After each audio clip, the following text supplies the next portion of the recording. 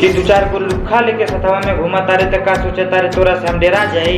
कि दो चार गो लुखा लेके सथवा में घुमा तारे तो का सोचा तारे तोरा से डेरा जाए।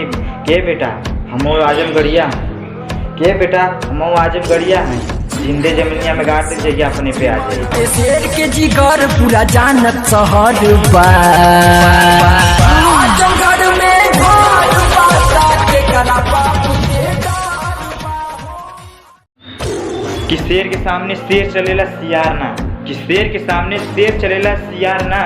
कि दरियापुर बसही के गोलू यादव से बेटा कम रंगबाजी करिए।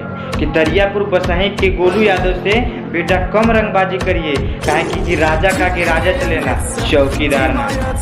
केहू जो भी बोली तो मार दिला गोली मारा डांस नहीं करी रे बदमाश होइया ही रे बदमाश नहीं। कि एगो रोहित यादव के डायलॉग है कि प्यार मोहब्बत से प्यार देबा तो तोहरा के हम सम्मान देब। कि प्यार मोहब्बत से प्यार देबा तो तोहरा के हम सम्मान देब। कि है गोठाओं से नंदाओं के बीच में कहीं बेटा गुंडागर्दी करबा ना, कहीं गोठाओं से नंदाओं के बीच में कहीं बेटा गुंडागर्दी करबा ना तो जिंदे जमीनिया में गाड़। खतरे हो बाकी खतरे हो होई जादरी के लइका खतरे हो अच्छा खतरे हो बाकी खतरे हो। कि ना कोर्ट में केस करते हैं ना थाना में रिपोर्ट करते हैं। कि ना कोर्ट में केस करते हैं ना थाना में रिपोर्ट करते हैं। कि लगातार तोहरा के नइखे मालूम गोठाओं के रोहित यादव के का ए बाबू। कि लगातार तोहरा के नइखे मालूम गोठाओं के रोहित यादव के का ए बाबू।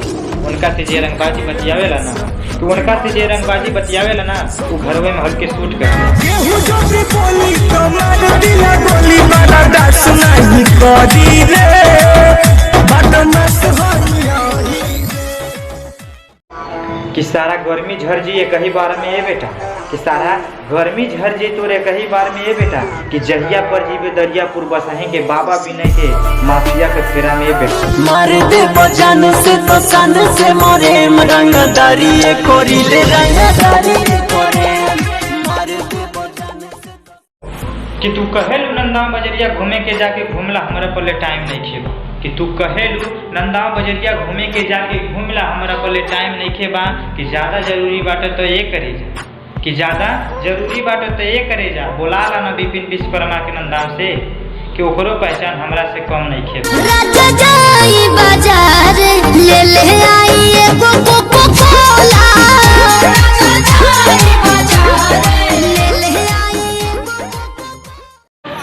कि अरे निभा न पौलू एक हो झूठो कसमिया इनकर कितना खैलू। कि अरे निभा न पौलू इनकर की झूठो कसमिया कितना खैलू। कि अरे ए भाभी कि सही सही बतैया। कि अरे ए भाभी सही सही बतैया कि हमारा मिस्टर भाई के ठुकरा के का मजा पौलू। अपनी खुद गर्जी का अंजाम देखेगी ठुकरा के मेरा प्यार मेरा इंतकाम देखेगी। कि ढेर रुपया पैसा के गर्मी मत दिखाओ सब खाली हो जाए। कि ढेर रुपया पैसा के गर्मी मत दिखाओ सब खाली हो जाए। ये जिला आजमगढ़ के रहने वाला विशाल सरोज बाटे ये बेटा। कि ये जिला आजमगढ़ के विशाल सरोज रहने वाला बाटे ये बेटा। महीने सिनेमा में 36 गोली सिनेमा सरोज आती हो।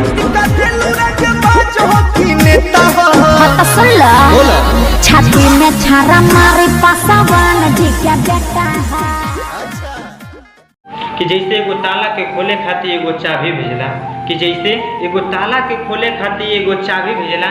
कि वैसे ए भगवान कि वैसे ए भगवान हमरो खातिर एगो परी भेजदा।